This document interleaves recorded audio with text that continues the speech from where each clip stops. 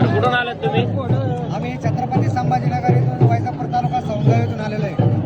Okay, किती जण आलात गावातून? आम्ही 10-15 जण आलेलो आहे. 10-15 जण आलेत.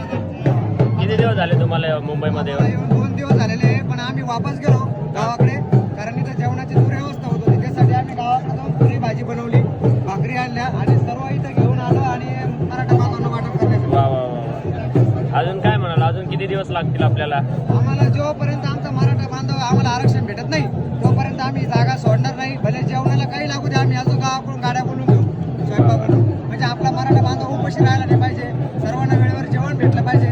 सरकारला पण कळायला पाहिजे, सरकारला बी कळायला पाहिजे का मराठ्यात पण तुम्ही कधी घरून आणून मराठ्याला करू शकता. ज्या माता मावल्या घरी आहेत, त्या पण सक्रिय आहे, म्हणजे घरून आपल्याला वेळा तयारीतच येत आहे, नाही का? हे स्वयंपाक आज आम्ही 5,000 माणसांचं आमचं घेऊन आलोय आम्ही. जेवण सोबत घेऊन आले.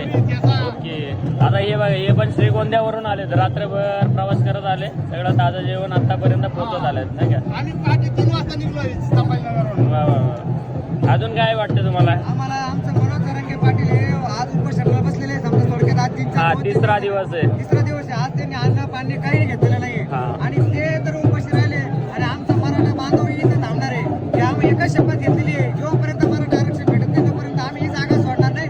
मुंबईची ट्रॅफिक जाम करून टाकणार आणि मुंबईची अर्थव्यवस्था जोपर्यंत नसत नाही तोपर्यंत मराठ्यांना आरक्षण भेटत नाही. ओके, अजून तुम्हाला काय वाटतं? आज आरक्षण तर भेटायलाच पाहिजे.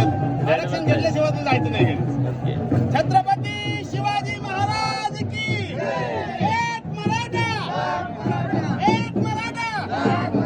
धनंजय पाटील तुम आगे बढ़ो, हम तुम्हारे साथ हैं. धनंजय पाटील तुम आगे बढ़ो, हम तुम्हारे साथ हैं. बरं, अशा रीतीनं सगळे मराठा बांधव या मुंबईमध्ये येऊन स्थायिक झाले. जवळजवळ तिसरा दिवस आहे आज.